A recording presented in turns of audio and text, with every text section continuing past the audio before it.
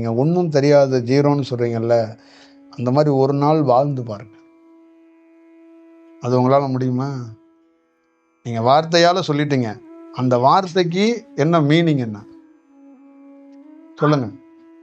இல்லை இல்லை இல்லை இல்லை, ஆன்மீகத்தை விடுங்க. நீங்கள் எந்த அடிப்படையில் ஜீரோன்னு சொன்னீங்க? ஜீரோங்கிறது என்னன்னா முட்டாள்னு வச்சுக்கோங்களேன். உங்கள் பேச்சில் ஒரு முட்டாள ஒரு நாள் வாழ்ந்து பாருங்க. அப்போ நாம் என்ன பண்ணுறோன்னா, சில ஊமைகளை சொல்லிக்கிட்டு அங்கங்கே அப்படியே கடந்து போய்கிட்டே இருக்கிறோம். எனக்கு ஒன்றும் இல்லை, எங்கள் ஐயா வழி நடத்துகிறாரு, என் குரு வழி நடத்துகிறார். அதெல்லாம் நான் என்ன சொல்கிறேன்னா, என் புக்கு படிச்சிங்களா இல்லையா, முட்டு கொடுக்காதீங்க. அங்கங்கே முட்டு கொடுத்தீங்கன்னா எவ்வளோ முட்டு தான் கொடுத்துக்கிட்டே வருவீங்க. ஓமைகளை பயன்படுத்தாதீங்க. ஓமைகளை எப்போ பயன்படுத்தனா, ஞானி கொடுக்குற லிஸ்ட்டு அப்படியே பின்பற்றனா ஓமைகளை பயன்படுத்தணும்.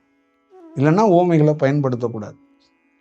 நம்ம ஒரு பேச்சுக்காக சில தத்துவங்களை எடுத்து நடைமுறைக்காக நான் ஒன்றுமே இல்லை, நான் ரொம்ப சிம்பிளான ஆள், எல்லாம் அவர் தானே சும்மா ஒரு டெம்பரரியான ஒரு வார்த்தைகளை பயன்படுத்தக்கூடாது.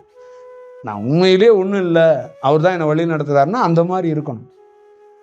அதில் இப்போ நைட்டு படுக்கிறேன், நான் காலைல எந்திரிப்பேனான்னு தெரியல, நீ பார்த்துக்க அப்படின்னா அதுதான் உண்மையான விஷயம். காலைல எந்திரிச்சு போகணும், ப்ளைனாக போகணும் கடைக்கு, புரியுதுங்களா? அப்போ எதுவுமே இருக்கக்கூடாது, மைண்ட் செட்டப்பே இருக்கக்கூடாது, எக்ஸ்பெக்டேஷனே இருக்கக்கூடாது. இதுதான் விஷயம். இன்னைக்கு நம்ம இது மாவு ஊற்றணும், வரணும், சாப்பாடு கொடுக்கணும்னு ஒன்று இருக்குது, அதை மட்டும் செய்வோம் அப்படின்ட்டு வந்துட்டேன்னா அது வேற ஒரு வடிவத்தை உனக்கு ஏற்படுத்திட்டு போயிடும். இவ்வளோதான் விஷயம். அதுக்குள்ளே நீங்கள் பேசுகிறதும் நீங்கள் வாழ்கிறதும் வித்தியாசமாக இருக்கும். நீங்களே கவனித்து பார்த்தீங்கன்னா தெரியும். நீங்கள் பேசுகிற டைலாக்குகள் எல்லாமே கேட்க ரசிக்கிற மாதிரி இருக்கும். ஆனால் உங்கள் வாழ்க்கை பார்த்தீங்கன்னா இந்த டைலாக்குக்கும் உங்கள் வாழ்க்கைக்கு சம்மந்தம் இல்லாத மாதிரி இருக்கும். எல்லாரும் நிறைய பேர்த்த கவனித்து பாருங்க. நீங்கள் அவங்க கொடுக்குற வார்த்தைகள்லாம் இருக்கும், அவங்க நடைமுறை வாழ்க்கையில் பார்த்தீங்கன்னா அந்த இதில் இருக்க மாட்டாங்க. அப்போ ஏன்னா அந்த ஞானியோட போதனைகளையோ செயலையோ பின்பற்றலை.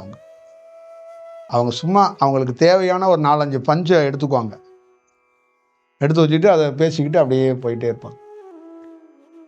அது லைக் பண்ணுறது, அதில் சாதிக்கவும் முடியாது, அதில் ஒரு திருப்தி இருக்காது. புரியுங்களா? அதுதான் ஒரு நாளாவது அந்த சூழலை கடைப்பிடிச்சு பார்க்கும். அது ரொம்ப சேலஞ்சிங்கான விஷயம்தான்.